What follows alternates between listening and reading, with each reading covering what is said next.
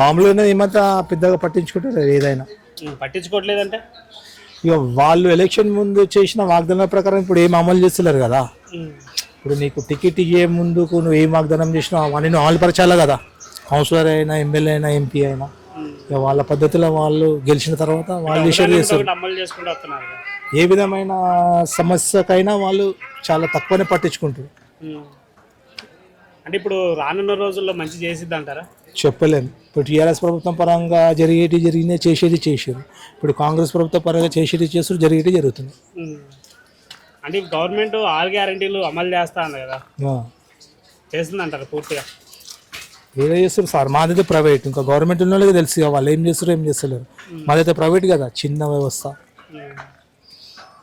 అంటే ఇప్పటి వరకు అయితే ఎట్లా ఉంది గవర్నమెంట్ పాలన అనేది? ఎట్లా ఉంది? మాకేం సేఫ్టీ కావాలి గవర్నమెంట్ వలన, ఖాళీ ఓటడం తప్ప మాకేం సేఫ్టీ కావాలి గవర్నమెంట్ వలన.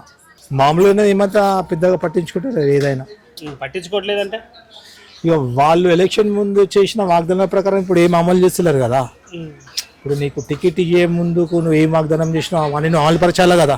కౌన్సిలర్ అయినా, ఎమ్మెల్యే అయినా, ఎంపీ అయినా ఇక వాళ్ళ పద్ధతిలో వాళ్ళు గెలిచిన తర్వాత వాళ్ళు ఇష్యూ చేస్తారు. అమలు చేసుకుంటూ వస్తున్నారు కదా. ఏ విధమైన సమస్యకైనా వాళ్ళు చాలా తక్కువనే పట్టించుకుంటారు. అంటే ఇప్పుడు రానున్న రోజుల్లో మంచి చేసిద్ది అంటారా? చెప్పలేము. ఇప్పుడు టీఆర్ఎస్ ప్రభుత్వం పరంగా జరిగినాయి, చేసేది చేసారు. ఇప్పుడు కాంగ్రెస్ ప్రభుత్వం పరంగా చేసేది చేస్తారు, జరిగేది జరుగుతుంది. అంటే గవర్నమెంట్ 6 గ్యారెంటీలు అమలు చేస్తా ఉంది కదా, చేస్తుంది అంటారు పూర్తిగా? ఏదో చేస్తారు సార్, మాదైతే ప్రైవేట్. ఇంకా గవర్నమెంట్ ఉన్న వాళ్ళకి తెలుసు వాళ్ళు ఏం చేస్తారు ఏం చేస్తలేరు. మాదైతే ప్రైవేట్ కదా, చిన్న వ్యవస్థ. అంటే ఇప్పటి వరకు అయితే ఎట్లా ఉంది గవర్నమెంట్ పాలన అనేది? ఎట్లా ఉంది? మాకేం సేఫ్టీ కావాలి గవర్నమెంట్ వలన, ఖాళీ ఓటడం తప్ప మాకేం సేఫ్టీ కావాలి గవర్నమెంట్ వలన. మామూలుగానే ఈ మధ్య పెద్దగా పట్టించుకుంటారు ఏదైనా. పట్టించుకోవట్లేదంటే ఇక వాళ్ళు ఎలక్షన్ ముందు చేసిన వాగ్దానం ప్రకారం ఇప్పుడు ఏం అమలు చేస్తున్నారు కదా. ఇప్పుడు నీకు టికెట్ ఇయ్యే ముందుకు నువ్వు ఏం వాగ్దానం చేసినావు అవన్నీ నువ్వు అమలుపరచాలి కదా. కౌన్సిలర్ అయినా, ఎమ్మెల్యే అయినా, ఎంపీ అయినా ఇక వాళ్ళ పద్ధతిలో వాళ్ళు గెలిచిన తర్వాత వాళ్ళు ఇష్యూ చేస్తారు. అమలు చేసుకుంటూ వస్తున్నారు కదా. ఏ విధమైన సమస్యకైనా వాళ్ళు చాలా తక్కువనే పట్టించుకుంటారు. అంటే ఇప్పుడు రానున్న రోజుల్లో మంచి చేసిద్ది అంటారా?